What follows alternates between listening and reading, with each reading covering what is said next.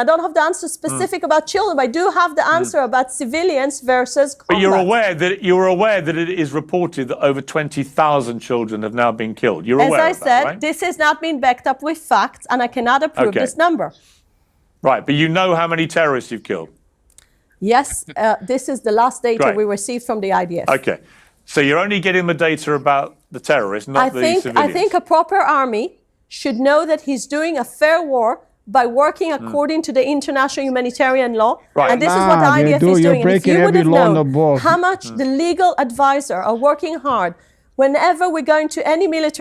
People are either deaf tone, I don't know, man. I'm trying to understand these Zionists, man.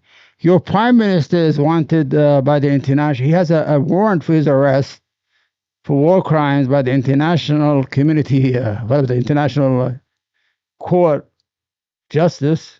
Your former defense minister is wanted by the international court for crime against humanity. What are you talking about? Are we living in the same world? Oh my gosh, man. Wallahi, wallahi. Operation. I just want to tell you, a few years ago, Israel had the opportunity to make sure all Hamas leadership will be eliminated by one action, but we didn't do anything to do that. That probably would have prevented October 7th. And I'm going to tell you why. You want to know why, my dear friends?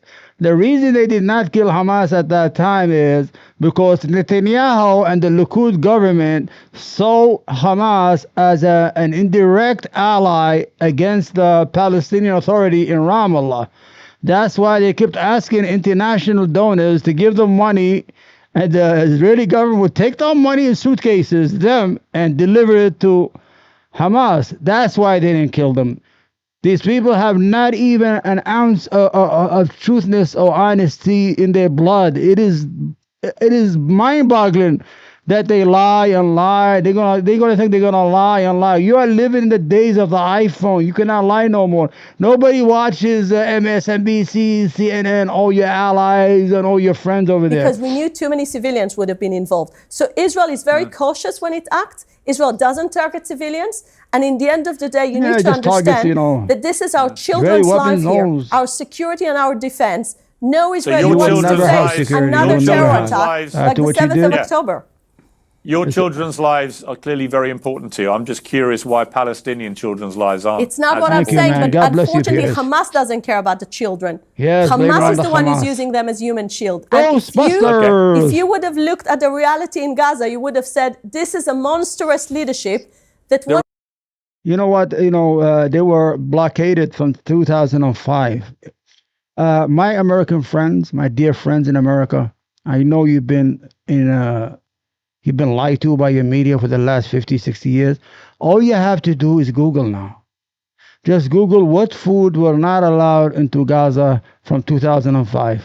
You will see sometimes chocolate, toilet paper, newspaper, diapers, anything they can, sometimes just out of fucking fuckery. Even chocolate is considered against their national security. The reality in Gaza is you've completely destroyed. The reality in Gaza is you've destroyed the place. You've killed tens of thousands of civilians in the process of killing. We don't know how many terrorists. You say 30,000. I cannot understand how you know that number, but have no idea how many children have died as well. But you say that. That's fine. If you're happy with that position, that's fine. But the truth is you are destroying Gaza, and you have senior members of Netanyahu's government in his cabinet at senior level on the record now saying the policy is to clear them all out. Clear all the Palestinians out and get them out of Gaza. And as the Israeli ambassador, I'm saying this is not the government's policy. And this is on policy, I can tell you clearly, the policy is to make sure Gaza won't be a threat on Israel. Well, then you should get him fired for spreading disingenuous lies which sound like genocide. Shouldn't you? Otherwise, if you don't, we have to assume that is the government policy. I'm saying again, the government's policy is being carried by the Prime Minister, by the Foreign Minister, by the Defense Minister. Those are the three people that are actually carrying the policy as a matter of a fact. And I think you just enjoy quoting those things, but you know that Israel is delivering. I don't enjoy any of this, Ambassador. I don't enjoy any of this. I think this war should end now. I think your strategy without having is security failing, to Israel, and it should end kind of now. Security without security to Israel, what's your security? without the hostages coming back. You need a better strategy. You need a plan that can work. You need a plan for after the war. The growing belief is that your Prime Minister Netanyahu, he has no incentive to stop this war. The moment he does, 70% of Israelis hold him accountable for what happened in the first place on October the 7th.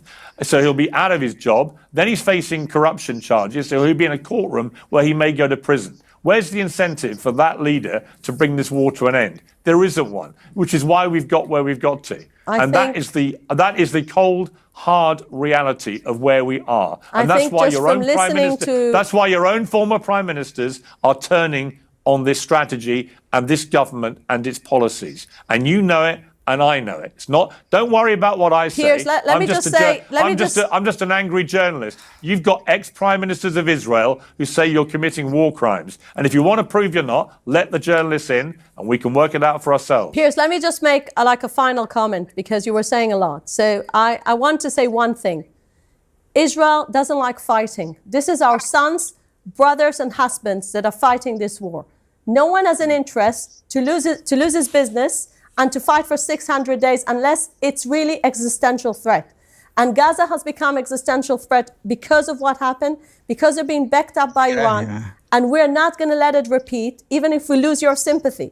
And we need to win this war. And Israel will do everything to make sure Hamas won't control the Gaza Strip. And I don't get to hear from anyone, including the leaders of Europe, a better plan of how to dismantle Hamas besides fighting. And this is where I'm concluding my conclusion. Simple. The war can end up today. You don't need the Hamas foreign will leaders. surrender, I could do it to you guys. Bring our hostages back. Okay. Ambassador Hotovelli, I appreciate you coming on Uncensored. Thank you. Thank you very much. Well, my thanks to Israel's ambassador to the United Kingdom. Listening to that was Mustafa Barghouti, Secretary General of the Palestinian National Initiative, who joins me now. Okay, that's all I wanted you guys to see. Gonna just try. I'm gonna do the clock.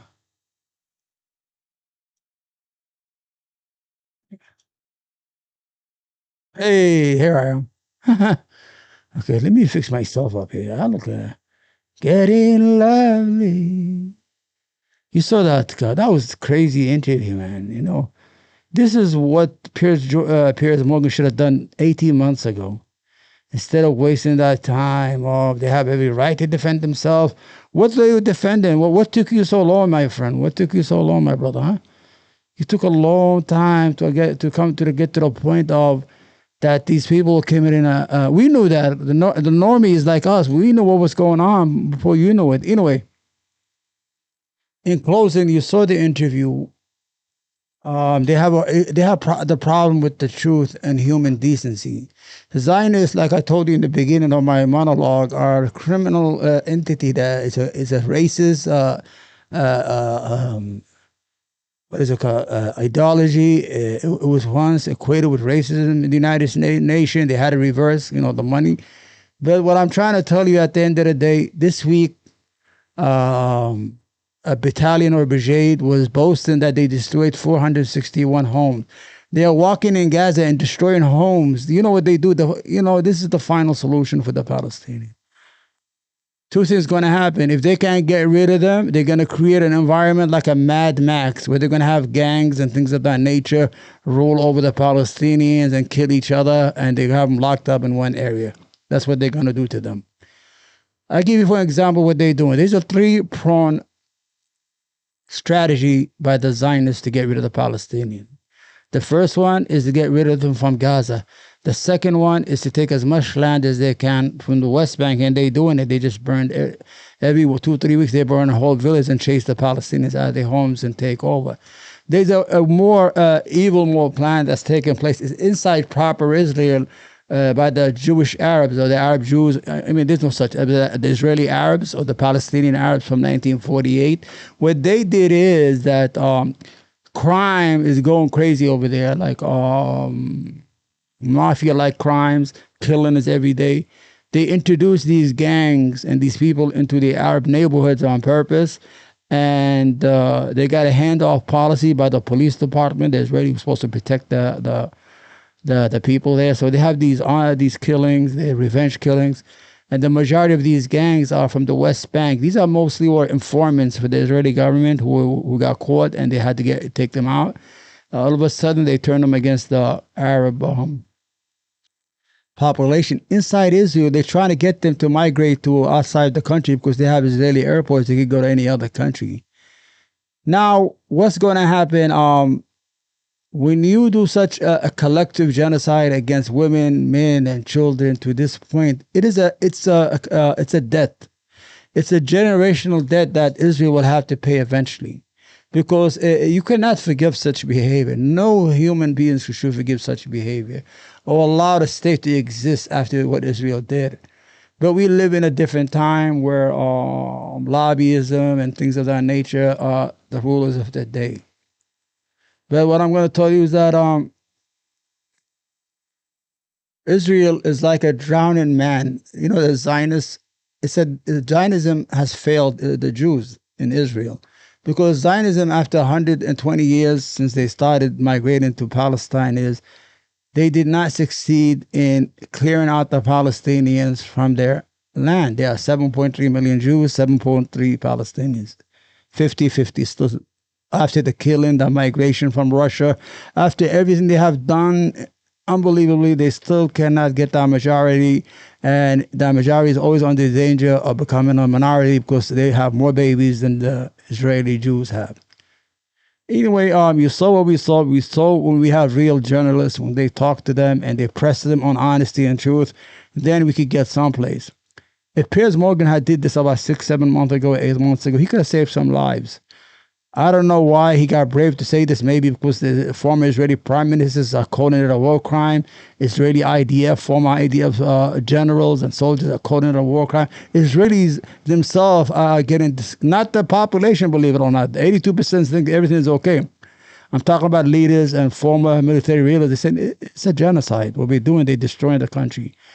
Anyway, until we meet next time, this is Omar from the American Me podcast. I didn't even see somebody call because it doesn't ring. I'm sorry, that's the thing. And it doesn't matter. We had a good show, I hope, today. I see you in 2 days because it's a 1 day show, 1 day not. I see you and I appreciate you. Goodbye.